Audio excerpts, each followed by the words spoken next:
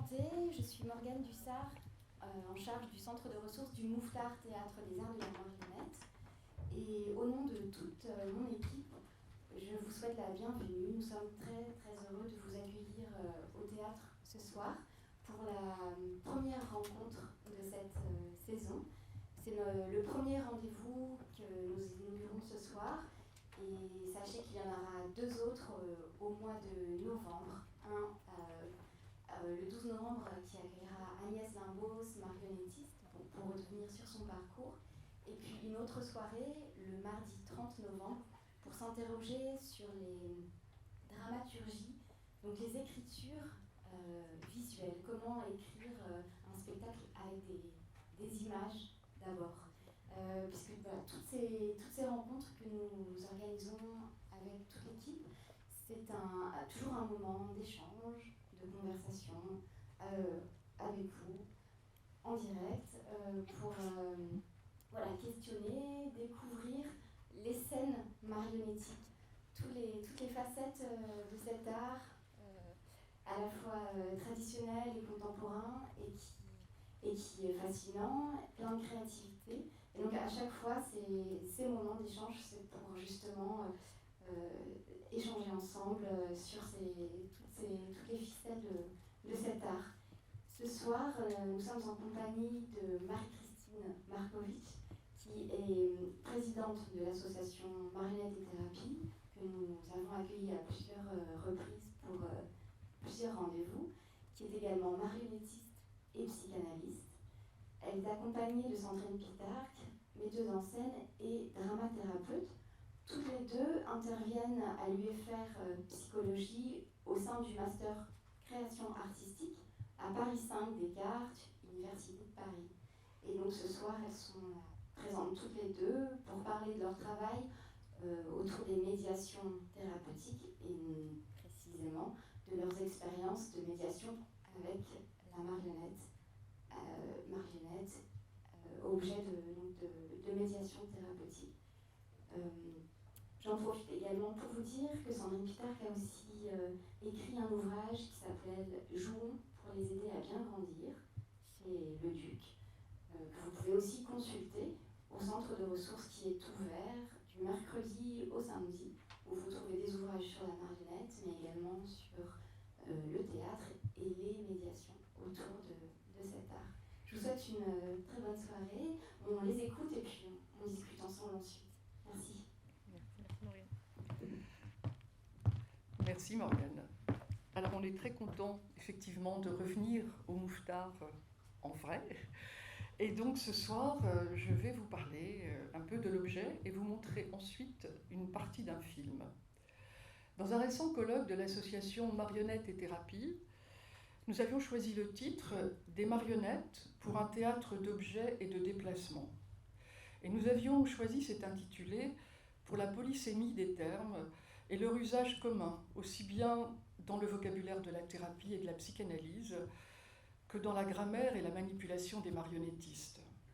Et ce soir, donc comme l'a dit Morgane, les divers mouvements en jeu vont nous emmener du côté du jeu avec les objets, de ce qui permet un déplacement psychique et physique. Là où pour certains patients, le rapport au monde s'est figé, est resté collé à une problématique, un nœud qui bloque les mouvements vers l'autre et vers la vie, la création d'une ère intermédiaire où peuvent se dire et se figurer les conflits, création d'une ère intermédiaire donc dans un cadre rigoureux et bienveillant, c'est une ouverture thérapeutique possible. On parle alors d'atelier de médiation thérapeutique, la médiation étant ce qui est entre deux instances. La peinture, la sculpture, la danse, le théâtre, la musique, les marionnettes, l'écriture. Les médiations artistiques et culturelles sont nombreuses et constituent un temps de rencontre triangulaire et triangulé entre un patient, l'animateur de l'atelier et la médiation proposée. C'est ce qui permet de vivre une expérience émotionnelle, esthétique et puis créative aussi, qui débouche sur une mise en forme, une mise en mots et en représentation des éprouvés qui sont vécus en situation de l'atelier. C'est ce qui convient souvent le mieux aux patients qui ont des difficultés de représentation verbale, d'élaboration, de représentation mentale, pardon, et d'élaboration verbale. La place de l'action, du sensorimoteur et du corps est primordiale. Le passage par des ateliers de médiation, c'est un moment de transition qui permet donc aux patients, en groupe ou en individuel, d'expérimenter une situation nouvelle, de trouver des liens, des associations, de pouvoir accéder à une meilleure relation avec l'objet, avec l'autre et avec lui-même. Alors, cet objet. On peut bien sûr se souvenir des vers du poète de Lamartine. Objets inanimés, avez-vous donc une âme qui s'attache à notre âme et la force d'aimer? Et s'il faut certes beaucoup aimer et bien connaître le média artistique que l'on va proposer aux patients, comme le disait un psychiatre, Bettelheim, l'amour ne suffit pas. Et s'attacher à comprendre les processus en cours dans le déroulement d'une thérapie, cela nous permet de mieux répondre à nos propres questionnements, mais surtout à ceux des patients. Alors l'objet, en psychanalyse, il est pris dans un sens comparable à celui de la langue classique.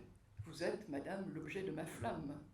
Et il désigne ce qui, pour le sujet, est un objet d'attirance, le plus souvent une personne. Dans ses premiers écrits, Freud avait exploré la manière dont se constitue le moi en fonction des choix d'objets faits par le sujet, et avec lesquels ce sujet va entretenir une relation d'amour, de haine, d'attirance, de répulsion, choix dont les causes sont en partie conscientes, en partie inconscientes.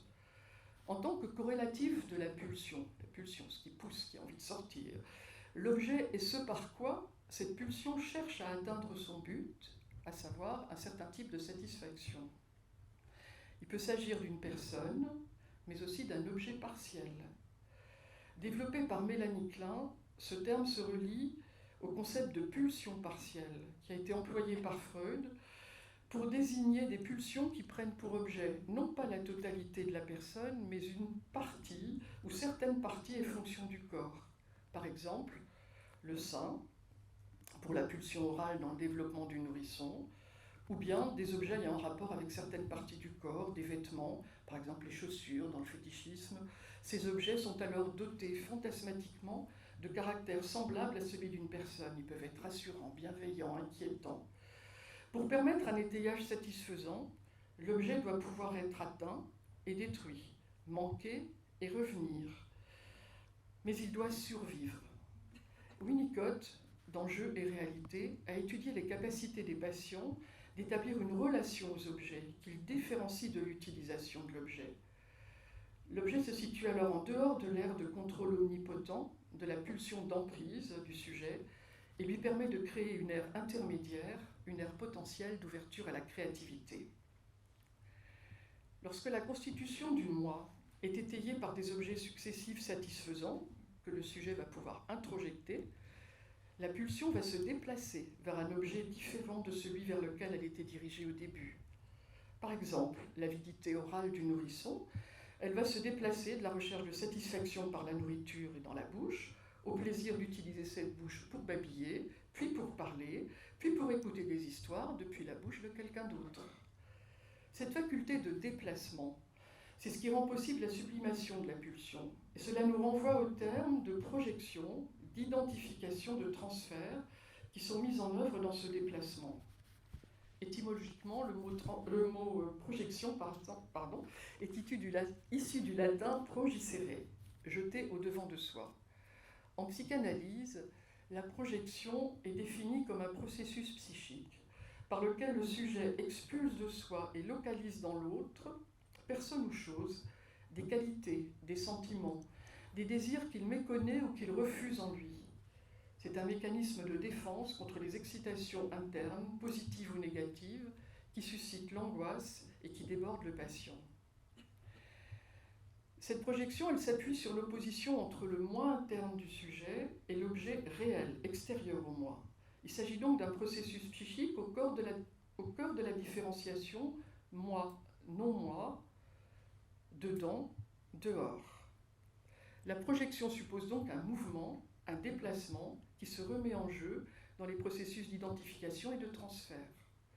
Quand on dit d'un lecteur ou d'un spectateur qu'il se projette dans tel ou tel héros, il s'agit d'un processus d'identification. Le sujet assimile un aspect, une propriété, un attribut de l'autre et se transforme totalement ou partiellement sur ce modèle. La personnalité se constitue et se différencie grâce à des séries d'identifications. Quand on dit d'une personne qu'elle projette l'image de son père, par exemple, sur son directeur, on peut parler alors de transfert. Le phénomène du transfert est particulièrement repéré durant la cure psychanalytique. Mais Freud a bien précisé que ce phénomène n'est pas propre uniquement à la relation thérapeutique. Il reproduit l'ambivalence des sentiments positifs ou négatifs de l'enfant vis-à-vis de ses imagos parentales. Et le transfert joue un rôle important dans les relations duelles, telles que médecin-malade, professeur-élève, chef de service employé. Tous ces concepts, tous ces mouvements psychiques sont ceux qu'en tant que praticien de la marionnette, à marionnette et thérapie, nous avons souvent repérés au cours des ateliers que nous animons avec des publics différents et dans des lieux très diversifiés. Quand nous proposons à chacun des patients de fabriquer une marionnette à son idée, puis de la mettre en jeu, de lui donner parole et identité, c'est là un dispositif qui met en relation un sujet et un objet, des sujets et leurs objets, et qui active fortement les processus projectifs. L'objet marionnette, donc, créé librement, comme on laisse venir les associations libres dans la cure psychanalytique, cet objet,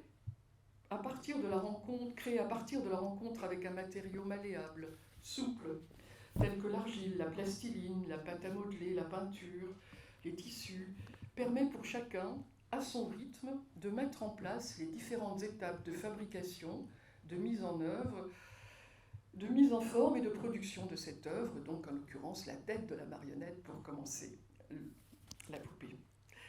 La malléabilité de la terre, l'usage de l'eau pour la rendre souple, nous renvoie à une autre théorisation qu'a faite le psychiatre et psychanalyste René Roussillon de l'usage d'un médium malléable dont il définit les propriétés suivantes. Il doit être indestructible. Par exemple, la terre en sculpture, elle peut sécher, mais on peut la réhumidifier, la remodeler. Il doit être, ce médium, d'une extrême sensibilité. Il doit offrir d'indéfinies transformations et être inconditionnellement disponible.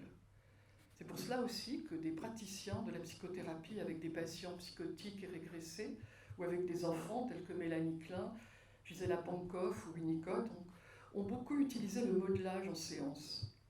Roussillon, de même que Winnicott, insiste aussi sur le caractère vivant du médium malléable. C'est parfois la personne même du thérapeute qui, symboliquement, va devenir ce médium, parce qu'elle peut subir des attaques, des transformations fantasmatiques, des tentatives de destruction de la part du patient. Mais par sa présence attentive, patiente, et plus souvent silencieuse qu'interprétative, c'est cela qui va permettre la reprise et la continuité des séquences thérapeutiques. Donc dans les ateliers de marionnettes, nous encourageons les participants de ces ateliers à laisser aller librement leurs mains au fil du toucher, du modelage, effacer, chercher, recommencer, détruire, reconstruire. Un processus créatif se met en œuvre pour chacun. Face à l'inconnu parfois angoissant du départ, à ce morceau de terre un peu informe, malléable, sale, mouillé, progressivement, les poupées vont s'enrichir d'une certaine intériorité et porter les traces de celui ou de celle qui les a construites. Plusieurs mécanismes entrent encore en jeu. La manière dont chacun va prendre soin de cet objet, comme peut-être lui-même on lui a donné du soin quand il était petit ou pas. La manière dont chacun donc prend soin de cet objet, auquel il va donner ensuite sens et vie par l'animation, et la façon dont les souvenirs et les projections, justement, vont se greffer sur ce personnage naissant. Alors ces phénomènes de projection, d'identification, ils se concrétisent ensuite, encore plus, dans les phases de peinture, d'habillage, de nomination des personnages, que chacun va pouvoir à tour de rôle présenter aux autres et au groupe. Ce temps de fabrication, ce temps de la fabrique, c'est un moment très fécond, que souvent les participants aiment prolonger, comme si c'était aussi pour eux un temps de rassemblement pour le sujet, comme si le temps passé avec l'œuvre à fabriquer lui avait permis de prendre consistance avant de s'autoriser la parole. C'est ce que Jean Houry, un psychiatre, appelle la zone du pré, pré-représentation, pré-conscient. Ou dans un registre plus poétique, en écho au texte de Francis Ponge, La fabrique du pré, Jean Houry dit « Quand on parle de création, on pense souvent œuvre réalisée. On risque d'oublier l'essentiel, le processus de fabrication, de mise en forme, de production d'une œuvre. Et il évoque aussi un processus troublé dans la psychose, c'est celui de mise en rythme.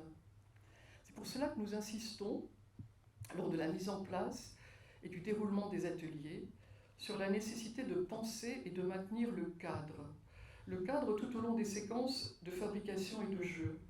C'est ce cadre qui va rythmer la présence de chacun, un cadre qui va être contenant et sécurisant. Le cadre, c'est ce qui entoure, qui délimite, et donc va permettre qu'à l'intérieur de cet espace, une scène pour l'imaginaire et le jeu puisse se développer et se refermer. On parle aussi en psychanalyse du cadre interne du thérapeute, celui qui lui permet de résister et de continuer, justement, lorsque des séquences sont difficiles. Lorsque les marionnettes sont terminées, nous demandons aux participants de se déplacer, de sortir du face-à-face avec cette création de la poupée, de la marionnette, et d'aller avec elle du côté du jeu, de la communication avec les autres. L'espace de jeu pour les marionnettes, c'est le Castelet. C'est un paravent avec une fenêtre, un espace, encore une fois, qui délimite le dedans, ce qui se passe à l'intérieur du Castelet, le dehors, ceux qui regardent. On peut aussi aménager cette scène, un simple rideau ou bien une table recouverte d'un tissu derrière laquelle les manipulateurs vont évoluer à vue, un petit peu comme dans le théâtre du bunraku japonais. On les oublie, on ne regarde plus que les marionnettes. Le jeu, donc, avec les marionnettes, il est plus que verbal. Il est engagement du corps, mise en action dans un cadre rigoureusement défini, de séquences imaginaires qui actualisent les rapports étroits du jeu, de la conflictualité et du rêve. C'est un dispositif qui n'est pas sans rappeler celui du psychodrame. Le patient dans le psychodrame est invité à jouer les scènes qu'il souhaite, en choisissant parmi les co-thérapeutes les personnages qu'il aimerait voir entrer en scène. En instaurant donc un terrain de jeu, le psychodrame permet l'accès à la figuration, étape nécessaire à la représentation des conflits. Le jeu est un faire-semblant, et le jeu avec les marionnettes va mobiliser des motions pulsionnelles, des pensées contradictoires, paradoxales, dont nous pressentons que le patient, enfermé dans un monde en rupture avec le monde des autres, ne peut encore les formuler. La marionnette, façonnée par lui, n'est pas son double ou sa réplique. Mais elle va être le support d'un manque ou d'un substitut dans un lien de ressemblance. Et ce dispositif du théâtre de marionnettes permet de réussir à maintenir dans une dualité séparatrice un rapport différencié au corps et à la voix grâce à la ligne de partage du Castelet.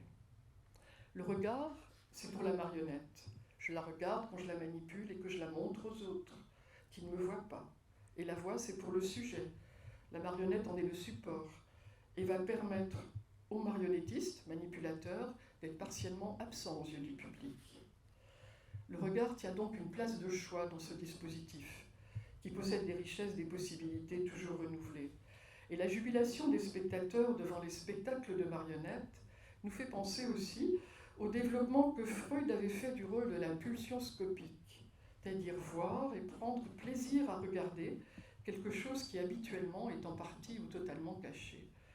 Et Freud avait théorisé cela à propos du surgissement des pulsions sexuelles à l'adolescence, et ceci à une période où les images ne circulaient pas encore comme aujourd'hui, et où l'on ne pouvait voir que sous le manteau ce qui était de l'ordre de l'intime, à savoir la sexualité. C'est donc à cette capacité de dédoublement, de mise à distance inhérente à la fonction de la marionnette que nous nous référons dans nos ateliers et dans les théorisations que nous en faisons en marionnette et thérapie, et dans la pratique aussi bien sûr. Il y a toujours un très léger temps de décalage entre l'intention et le mouvement, entre la pensée et sa réalisation, entre ce que l'on veut dire avec une marionnette et la façon dont on va le représenter, impulser le geste de la poupée qui va traduire cette pensée en mouvement. Il resterait bien d'autres notions à développer car elles sont mises au travail dans le cadre d'un atelier. Elles aident à comprendre, à interroger ce qui s'y passe, tant du côté des participants que des animateurs de l'atelier dont nous préconisons beaucoup de travailler en binôme. Ce sont les développements des questions autour des phénomènes de groupe, des phénomène transférentiel avec les marionnettes, avec les autres et avec le groupe. Alors, je vous renvoie à la consultation aussi de notre site, Marionnettes et Thérapie, de notre bulletin que nous publions donc 2 fois dans l'année, semestriel, et puis des colloques que nous organisons, des échanges. C'est un terrain de transmission et de partage. Et je vous invite maintenant à regarder la première partie d'un film que j'ai réalisé avec les détenus du service médico-psychologique de la santé à Paris, où j'ai travaillé donc avec ces médiations thérapeutiques pendant plus d'une dizaine d'années. Le SNPR, c'est un service donc comme un CMP, qui ne dépend pas de l'administration pénitentiaire, mais de l'administration de la santé, qui dépend d'un hôpital, donc, où exerçaient des psychiatres, des art-thérapeutes, des psychologues, des infirmiers. Donc voilà, nous allons aller du côté de ce film. Merci, c'était super bon. Alors, moi je vais essayer de vous donner quelques éléments, enfin partager quelques éléments de ma pratique et de la théorie que j'ai pu voilà, essayer de découvrir à ce sujet. Alors plus du côté du théâtre et plus du côté du groupe, et notamment autour du travail avec des enfants en psychiatrie.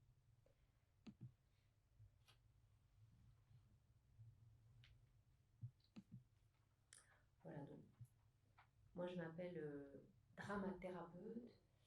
Donc certains d'entre vous connaissent le terme, peut-être d'autres non. Donc on fait partie de la grande famille des art-thérapeutes et on est plus particulièrement concerné par les médiations du théâtre, du récit,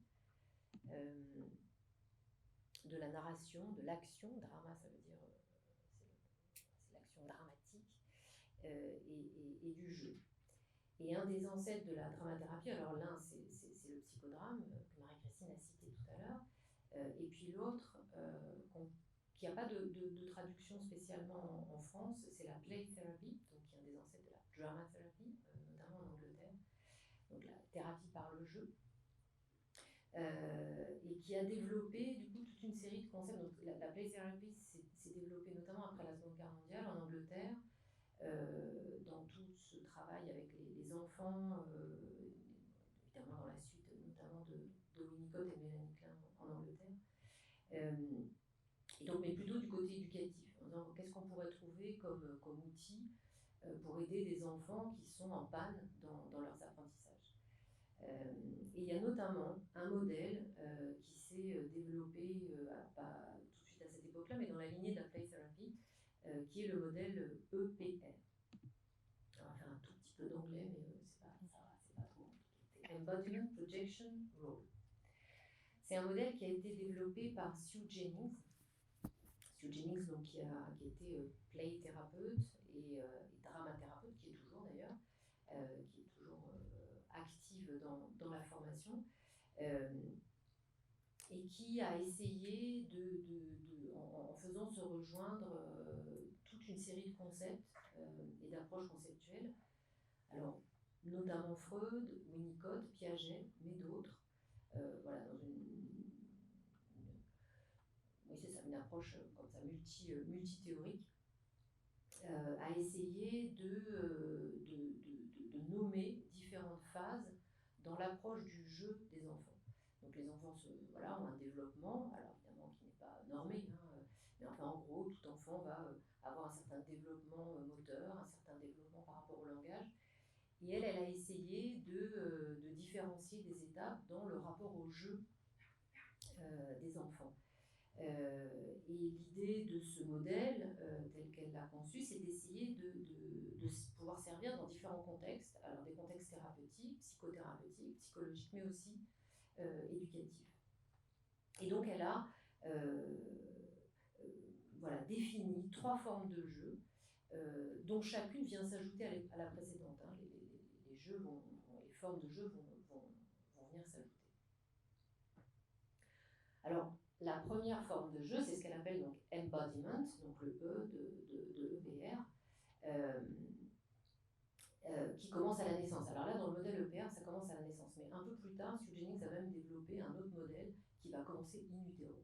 Mais ça, je le développerai pas parce que in utero, on n'a quand même pas énormément d'objets sous la main, je dirais. Alors que vous allez le voir Donc les premières expériences du bébé et les premiers jeux du bébé vont se passer à travers le corps, et uniquement à travers le corps, à travers des mouvements, à travers des sensations, à travers les sens. Donc c'est tous les jeux déjà du bébé avec son propre corps, hein, par exemple, voilà, regarder ses doigts bouger devant lui et s'en amuser. C'est bien sûr tous les jeux ensuite qui vont se mettre en place entre le bébé et son environnement maternel. Donc, par simplification, on va dire la mère, mais bien sûr, il n'y a pas que la maman qui joue avec son enfant. Des jeux de sonorité, de mouvement, et qui vont donc commencer à créer la relation entre la mère et l'enfant. Ce sont tous ces jeux dits eugéniques, c'est pas la seule évidemment à le dire, qui vont aider le bébé à développer ce qu'on peut appeler le moi corporel, qui sera à la base d'un autre concept qui nous vient de la psychanalyse anglaise, qui est l'image du corps. Donc voilà, le bébé développe toute une connaissance à travers son corps et puis à travers ce qu'il reçoit du corps des autres. Et puis à un moment arrive ce que Winnicott, Marie-Christine en a parlé un petit peu, nomme l'objet transitionnel. L'objet transitionnel qui a, alors on reviendra un peu sur les comme ça, les éléments de, enfin, je reviendrai sur les éléments un peu bifaces de ces objets. Mais ce qui peut être intéressant là, c'est de montrer que l'objet transitionnel, il est à la fois de l'ordre du rituel et à la fois de l'ordre créatif. À la fois, il ne faut pas que ça bouge. Hein, l'objet transitionnel, on sait bien que voilà, dès qu'il y a un doudou, même le laver, ça devient compliqué. Hein, donc il faut... Et puis en même temps, petit à petit, notamment, il va prendre une certaine créativité. Peut-être qu'il va se mettre à bouger, peut-être qu'il va se mettre aussi à procurer des sensations différentes, et peut-être même qu'à un moment, on va jouer avec. Mais en tout cas, il y a cette arrivée de l'objet transitionnel, et puis l'arrivée au niveau moteur chez le bébé de la capacité de préhension. Et donc, il va commencer à pouvoir prendre des objets et s'en amuser. Donc voilà, à partir d'un an à peu près, l'enfant va se mettre à commencer, alors tout en continuant bien sûr à jouer avec son corps, hein, avec les sensations et avec les sens, il va commencer à répondre au monde aussi avec des objets. Il va commencer à s'amuser et à découvrir toute une série de choses, alors à la fois de l'ordre du monde, c'est-à-dire, vous savez, ce jeu de la cuillère qui tombe de la table haute, qui au départ tombe par hasard, et puis après, on a, je pense, tous fait l'expérience de ces bébés, ces enfants qui jettent comme ça plein de fois la cuillère, qui magiquement quand même revient sur la table. C'est-à-dire qu'au début, c'est quand même un truc incroyable, c'est complètement magique. Cette cuillère disparaît et tout à coup, elle réapparaît. Et puis à un moment, évidemment, l'enfant, il comprend d'abord qu'il comprend la gravité, le fait qu'un objet, s'il n'est pas posé, il tombe. Et puis il comprend qu'il y a quelqu'un d'autre qui arrive dans ce monde, alors la maman par exemple, et qui ramène l'objet sur la table. Donc à partir de ces premières expériences, il y a une autre relation qui va commencer à se mettre en route.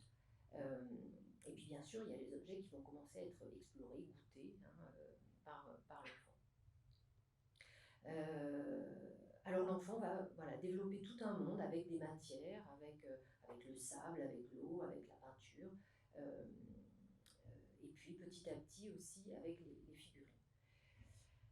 Et puis à un moment, alors souvent vers 2 ans et demi, 3 ans et demi, l'enfant va commencer à jouer des scènes avec ses objets, alors souvent avec ses peluches, puis aussi avec ses figurines, et puis il va commencer à jouer des petites scènes, des petites situations, sûrement des petites situations qui lui arrivent, donc il va peut-être consoler une peluche, ou il va disputer une peluche.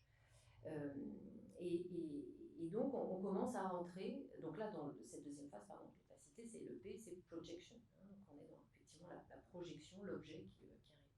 Et puis dans cette troisième phase, à travers d'abord un jeu avec les objets, avec les figurines, il va petit à petit donc jouer des situations de plus en plus élaborées et rentrer dans ce que Sue Jennings appelle la phase du rôle, qui va lui permettre à un moment même de laisser de côté les objets et de jouer lui-même, alors sans doute avec ses camarades ou avec des adultes, donc de jouer des situations qui vont elles aussi être de plus en plus élaborées. Ça n'empêche pas, bien sûr, de continuer à courir, de continuer à adorer des jeux de balançoire, où le corps, donc toute la phase embodiment continue, dans l'exploration de l'espace et de son corps. Ça, évidemment, ça n'empêche pas de continuer à jouer avec des objets, de peut-être aller de plus en plus dans des jeux de construction élaborés, dans des puzzles, dans des jeux de ballon aussi avec des règles de plus en plus complexes. Mais il a aussi, en plus, cette possibilité de jouer des rôles. Alors, donc, ce modèle de l'EPR, il est au cœur de l'attachement mère-enfant et donc du développement de l'enfant vis-à-vis de son environnement familial et du coup au monde. C'est aussi la base du développement de son identité et de son autonomie. C'est à travers l'objet, notamment, au moment où arrive l'objet, que quelque chose d'une identité du bébé va pouvoir commencer à se construire et que quelque chose d'une différenciation des autres membres de sa famille va pouvoir aussi commencer à se construire.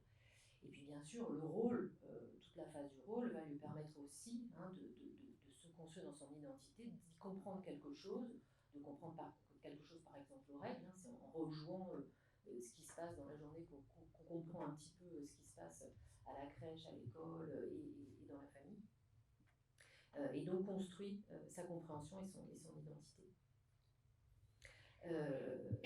L'embodiment va établir le corps créateur, le corps comme un espace de création qui servira évidemment tout au long de la vie de ce petit humain.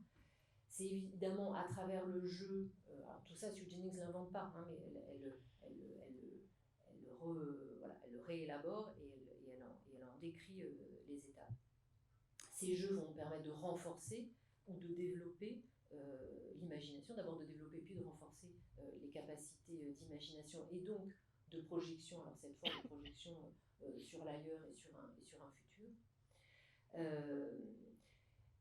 Elle dit aussi que le PR développe la capacité de résilience, donc un terme encore dans une autre approche théorique, l'approche de la résilience, que je ne vais évidemment pas développer là, mais et ça vient par l'alternance des rituels et des prises de risque.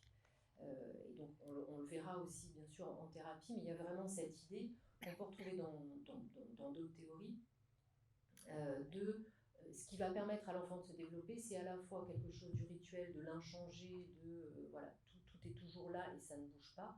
Évidemment, ça rassure.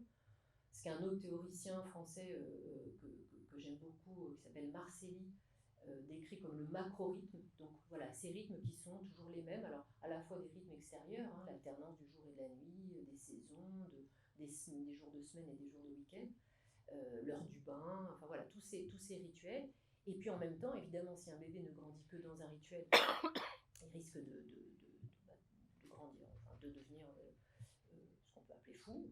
Donc il faut que dans ces rituels, il y ait des risques qui arrivent, des modifications, des changements, ce que Marcelli appelle les micro-rythmes, ces surprises qui vont permettre à l'enfant de trouver aussi une souplesse et une élasticité par rapport à ces rituels. Et dans le jeu, il y a à la fois le rituel, l'espace qui ne change pas, la règle même que les enfants s'inventent, et puis ensuite toutes les surprises qui vont pouvoir arriver. L'EPR et notamment la phase projection et surtout rôle va aider l'enfant à trouver des moyens de résoudre des problèmes et de résoudre des conflits, puisqu'il notamment les mettant en jeu. Et donc, avec tout ça, va bien sûr l'aider à acquérir une certaine souplesse psychique. Et donc tout ça donne à l'enfant une expérience du monde, une expérience des autres et des compétences qui vont l'aider à rentrer petit à petit, à faire partie et puis à se développer dans le monde social. Alors, l'EPR, c'est un outil qu'on ne connaît pas beaucoup en France, enfin en tout cas dans le monde de la thérapie en France. C'est un modèle qui est très très connu en Angleterre et qu'on ne connaît pas beaucoup en France, mais qui aide et qui, moi, en tout cas, m'a aidé à plein de moments, notamment parce que c'est un modèle qui permet d'évaluer et du coup d'évaluer les personnes à travers, donc de les évaluer du côté de leur entrée dans le jeu. Comment on joue? Est-ce qu'on est face à des personnes qui jouent plutôt, et donc je pense notamment aux enfants, aux enfants avec des troubles psychiques ou des handicaps. Comment est-ce qu'ils jouent? Est-ce qu'ils jouent essentiellement avec leur corps? Est-ce qu'ils sont capables déjà d'être dans l'objet et pas seulement dans l'objet matière que je vais mettre à la bouche, mais aussi dans l'objet qui va peut-être pouvoir s'échanger et, voilà, et avoir ou se construire, se déconstruire, se casser, etc. Où est-ce qu'ils sont entrés dans la phase de rôle et donc ils sont capables de commencer à jouer des situations. Et donc, d'évaluer les enfants non pas par rapport à d'autres critères qui seraient des critères cognitifs ou qui seraient même des critères qu'on peut avoir du côté de la psychanalyse, de les évaluer à travers ce critère-là permet, quand ensuite on doit travailler avec eux autour du jeu, ce qui est le cas en dramathérapie, déjà de constituer un groupe à peu près cohérent,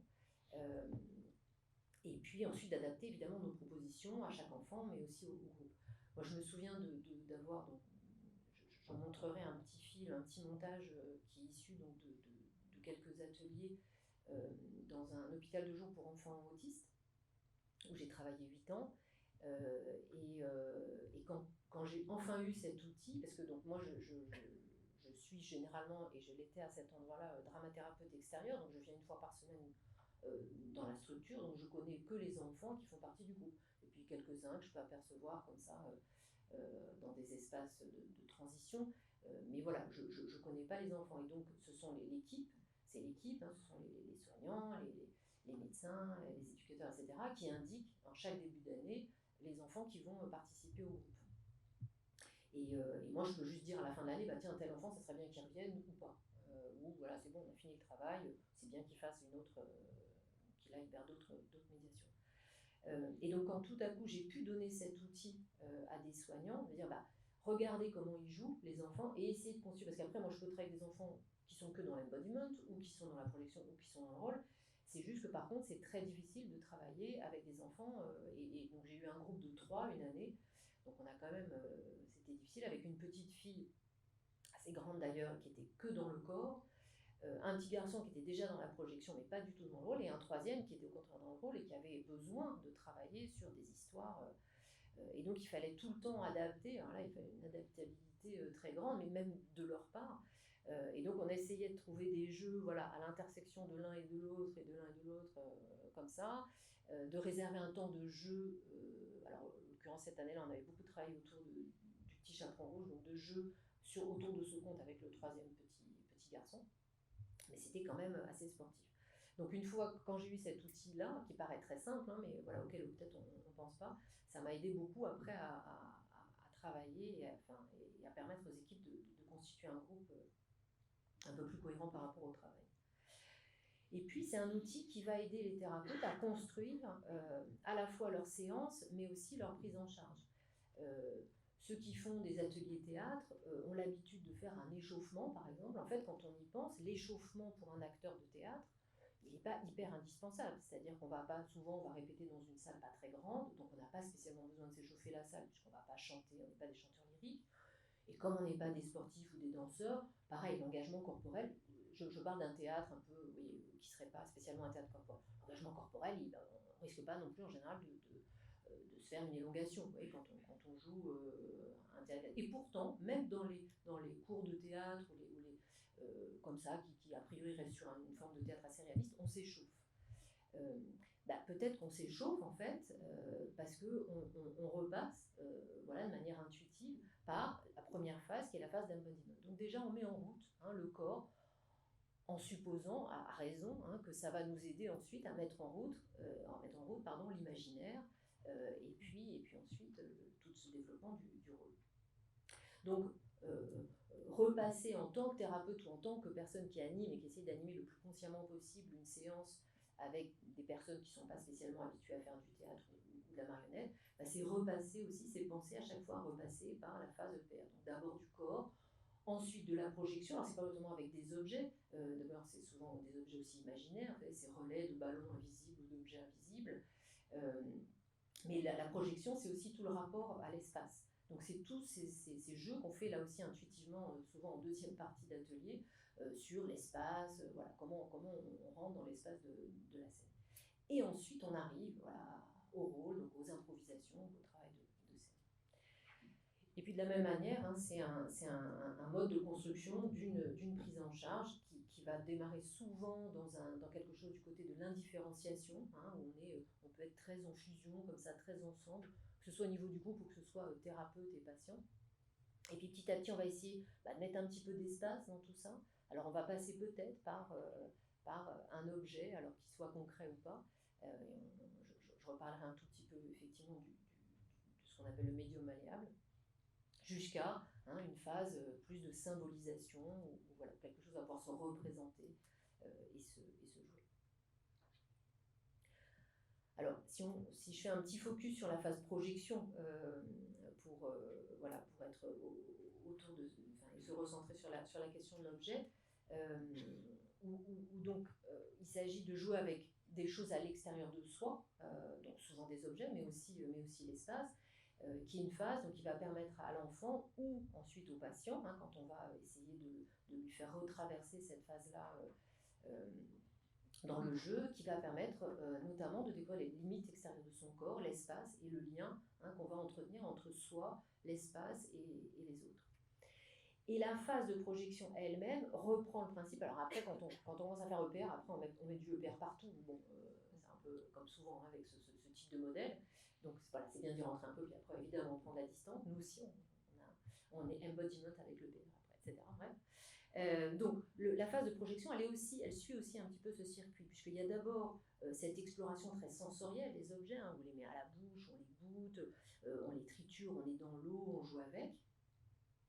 Et puis après, l'enfant va considérer les objets en tant qu'objets, donc il va commencer à construire, il va commencer à faire des dessins, il va commencer à jouer avec un ballon. Alors qu'au début, le ballon, il va le mettre à la bouche, et puis il va sûrement en explorer toute la sensorialité. Puis après, il va se dire, ah ouais, en fait, c'est marrant, voilà, je peux le lancer, ça revient, et ça crée du jeu, ça crée de la relation. Et enfin, il va rentrer, donc, comme je le disais tout à l'heure, dans une première phase du rôle à travers les objets.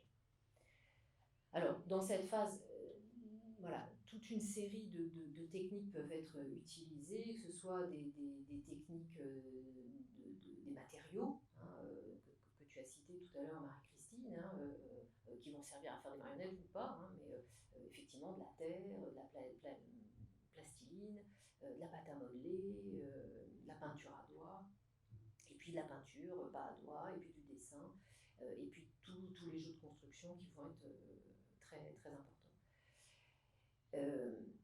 C'est souvent, donc cette dernière phase de la projection qui emmènera vers le rôle, elle correspond souvent chez les enfants, et donc on peut l'avoir en tête aussi, comme ça, quand on travaille avec un groupe d'enfants qui commencerait un peu à être dans le rôle, mais pas encore complètement. Elle arrive souvent, cette phase, avec l'arrivée d'un objet symbole d'autorité, enfin que nous, on va imaginer symbole d'autorité. Donc vous voyez, c'est l'épée du petit garçon, ou sa baguette magique du petit garçon, ou l'épée de la petite fille, bien sûr. Qui va tout à coup pouvoir prendre ce rôle d'être à la fois l'acteur et le metteur en scène. Et souvent, on va remarquer que l'enfant, quand il commence à avoir un objet comme ça, un peu fort, il rentre aussi en même temps dans la phase vraiment du rôle, où il peut lâcher un peu les peluches et se mettre à jouer lui-même.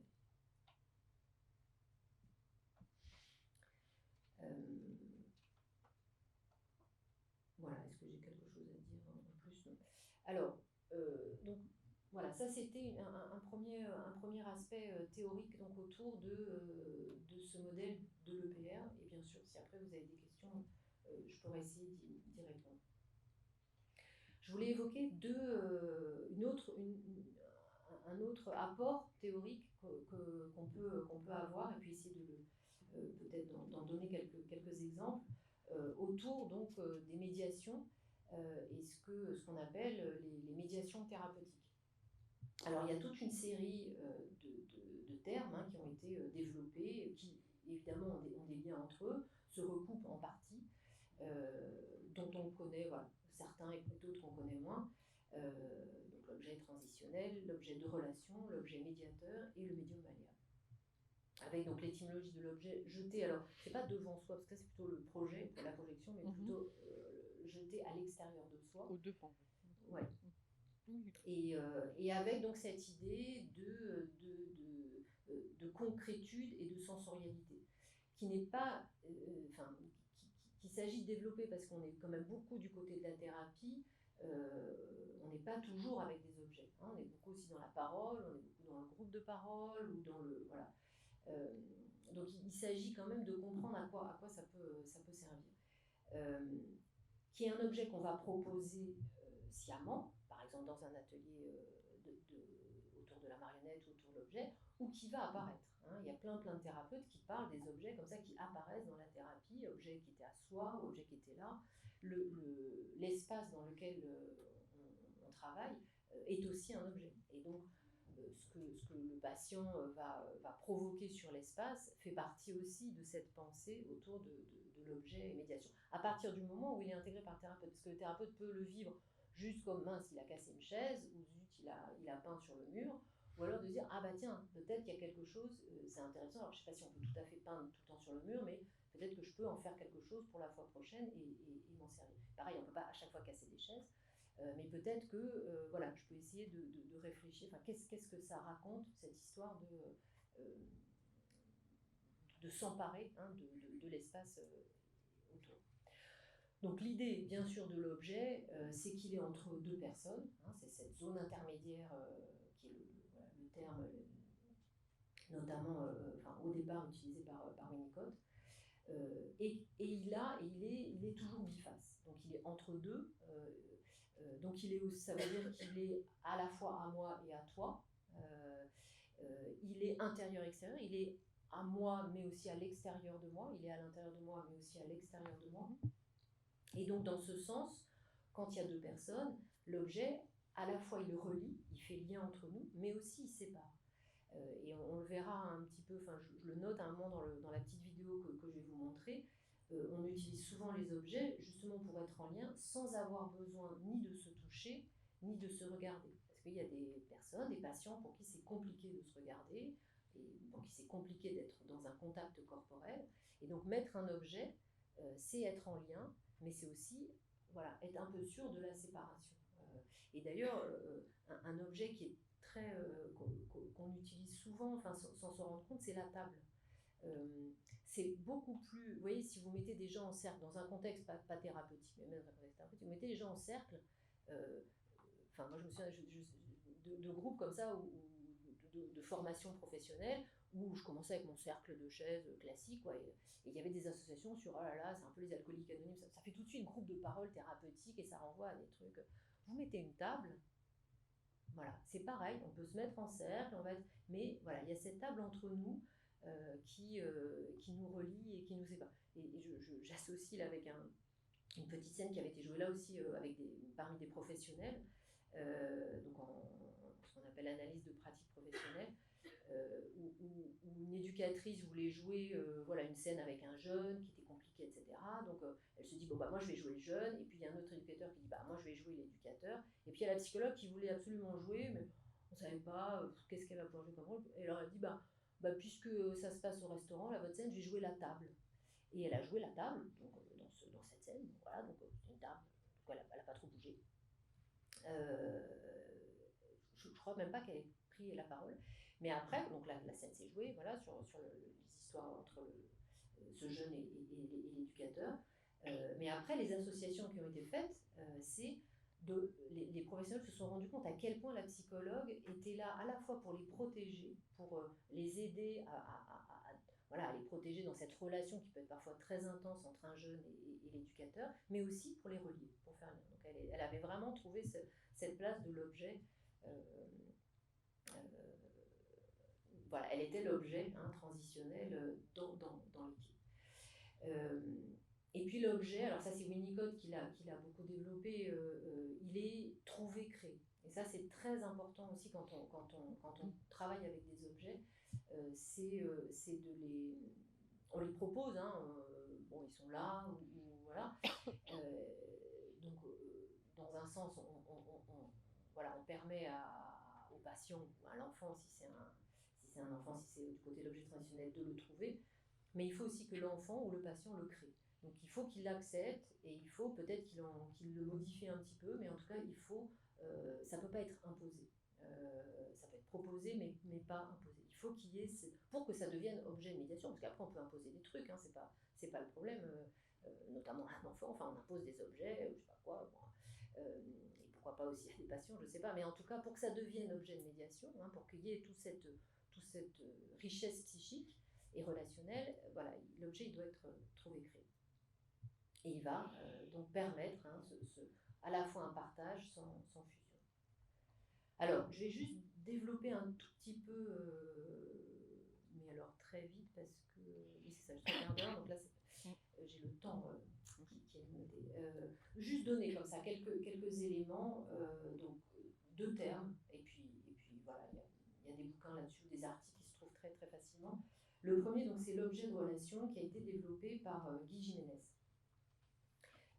Et donc, il a essayé de développer différentes fonctions de l'objet de relation, comme fonction d'articulation. Et là, il le redit, hein, à condition que l'objet soit investi de part et d'autre.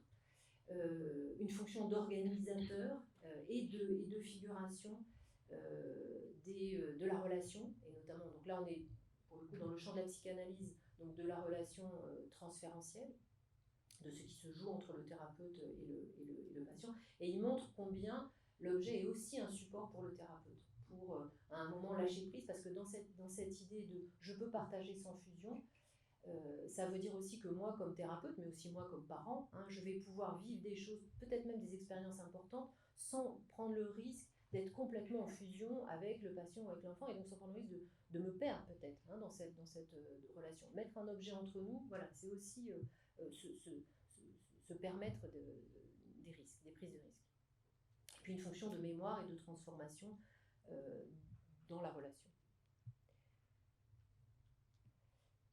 Et le deuxième concept, mais Marie-Christine en a parlé, donc j'irai également relativement vite, c'est le concept de médium malléable, qui au départ a été développé par Marion Milner, donc c'est là aussi un concept assez ancien maintenant, du médium malléable, et qui a été donc un concept développé ensuite par René Roussillon, qui en a précisé les caractéristiques. Ce sont des caractéristiques qui sont...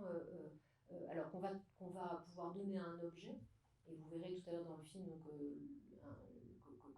que je travaillais beaucoup avec un grand tissu qui a toutes ces fonctions d'indestructibilité, parce qu'on peut le déchirer, mais enfin il faut quand même y aller, donc il ne se déchire pas, d'indéfinie transformation, hein, on peut en faire une boule, on peut tirer, on peut, enfin voilà, on peut lui donner plein de formes, d'extrême sensibilité évidemment, puisqu'il va bouger au moindre mouvement, d'inconditionnelle disponibilité, l'objet, ce qui n'est pas obligatoirement le cas du thérapeute, hein. Des fois le thérapeute il va aussi mettre en avant la dernière fonction qu'on oublie parfois de l'objet, qui est la vie propre, l'animation propre. Donc l'objet, il est capable aussi de retrouver une forme propre, et donc quand on se sert aussi de ce concept de médium malléable en tant que thérapeute et en tant notamment que dramathérapeute, puisqu'on joue avec les patients, et donc on s'offre aussi un moment comme objet de leur scène, et on se doit, alors on va utiliser toutes nos compétences d'acteur pour devenir le médium malléable dans les scènes, il faut aussi qu'on ait notre vie propre. Hein. Et par exemple, moi, mon petit espace de vie propre, quand je dois jouer des scènes très engageantes, hein, corporellement, mais aussi psychiquement, c'est le seul truc que je garde quand on prépare une scène, par exemple, c'est que je nomme mon personnage. Je ne veux pas que ce soit le patient qui me donne le prénom de mon personnage. Bon, au moins ça. Après, je fais tout ce qu'il veut, je joue ce qu'il veut, je joue la mère terrible, je joue l'amoureuse transie, je joue le journaliste assassiné le lendemain de l'attentat Charlie Hebdo, parce que c'est ce qu'il avait fallu qu'on fasse, etc., etc. Je peux tout jouer, mais voilà, je vais juste me donner un nom qui est un peu mon petit garçon. Voilà, bah, je vous propose qu'on regarde le film et puis après on pourra échanger.